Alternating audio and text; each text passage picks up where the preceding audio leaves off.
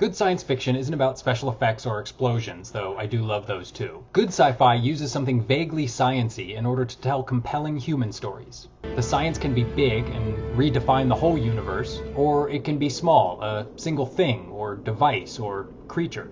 But it doesn't matter really, because it's the story of the people we care about. It's connecting real, relatable human emotions to thought-provoking science possibilities.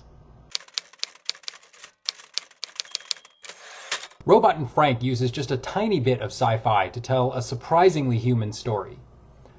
Now, I know a lot of people didn't see this movie, so I'm going to try and talk about it with fewer spoilers than I have in my other videos.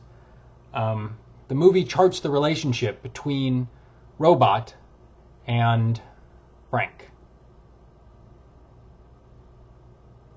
Okay, I guess I'll give you a little bit more. It's a scosche in the future, though the movie never pins down exactly when. Those of you that are boring will be happy to know that cars look roughly the same, and there are still libraries. You'll learn in the opening sequence that Frank, played by Frank Langella, is a thief. Ex-thief? That seems to be losing his mind a bit in his old age. There's a little bit of cinematic trickery in the opening sequence that any viewer that's read the synopsis will see coming a mile away, but it's a nice introduction to the character and his dementia. Anyway, Frank's son, exacerbated by his father's deteriorating mental state, buys him a helper robot. Now, since this isn't that far in the future, the robot doesn't look like this, or my favorite, but instead looks like some kind of publicly available low-rent Asimo. So big fat points to the movie right there. This totally looks like the first robot we're all going to own. And more big fat points to the movie for making Frank a dick. As a thief, he's naturally had to keep secrets and build walls between himself and the people around him. Add in some jail time, and by the time we meet the character, he can't really separate the affectation of being standoffish from his actual personality. And of course, the creeping dementia doesn't help either. Bottom line, while the audience may be able to find reasons to like Frank, look, he reads books. The people in his life have very little reason beyond biology to care for him. Now, Frank Langella delivers an incredible performance, conveying all of these subtle and conflicting motivations and still infusing the guy with a deep humanity. So what better solution to an emotionally distant relative than an emotionless caregiver? Robot comes across like one of those Lumosity brain games sprung to life. Robot is there to try and help slow down the inevitable decline in Frank's mind and do it with structure and mental stimulation and physical activity. You need a project. Mental stimulation plus a regimented schedule will vastly improve your cognitive functioning. But Frank doesn't really want to think of himself as old or out of the game, so he has another idea about the kind of mental stimulation and physical activity that the two of them can engage in. I was already deeply in love with this movie by the end of Act 1. From this point on, the movie tries to become a heist movie, which is awesome, but the emotional realities of dementia and loneliness and artificial intelligence keep getting in the way, which ends up making it even awesomer. Again, I don't want to give too much away, but a relationship develops between the two over the course of the film.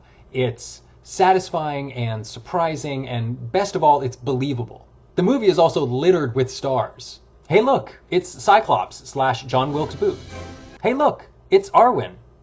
Hey look, it's Thelma and/or Louise. I really should rewatch that movie. Billy Chenoweth shows up as the sheriff. And hey, isn't that Anna Gasteyer? An exhaustive 4-minute research on IMDb shows me this movie came from two guys with very little experience. It was written by this guy, Christopher D. Ford. Hey, I have that shirt. I also don't get it pressed. We should totally hang out. And it was directed by this guy. Tie on the set shows that you take this seriously. Their previous collaboration was a very short that I think every movie fan should see. I'll link to it in a bit. I didn't learn too much about them. But I am definitely going to be looking for these guys in the future, both of them. So now I'm going to fade to black and put up a link to the 90-second short that the writer and director made back in 2005. Then I'm going to fade back up and I'm going to talk a little bit about the end of the movie with some major spoilers. It's not a Shyamalan level twist, but it would still be best to go into the movie blind. We'll be right back.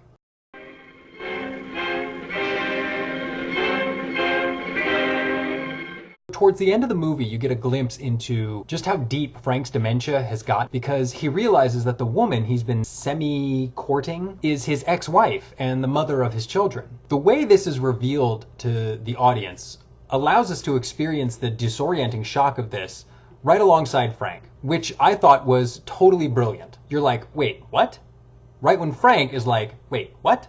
It recontextualizes large swaths of the preceding film, and it forces the viewer and Frank to come to the realization that he's nowhere near as mentally stable as we all thought, or hoped deep down inside. I talked to a few people who said that they saw this twist coming.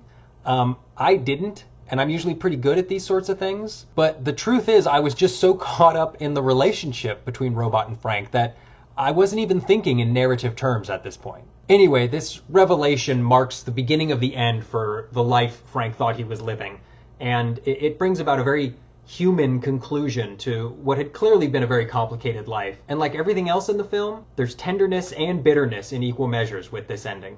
I really can't recommend this film enough. Please see this movie. Don't forget to like this video and subscribe to my channel.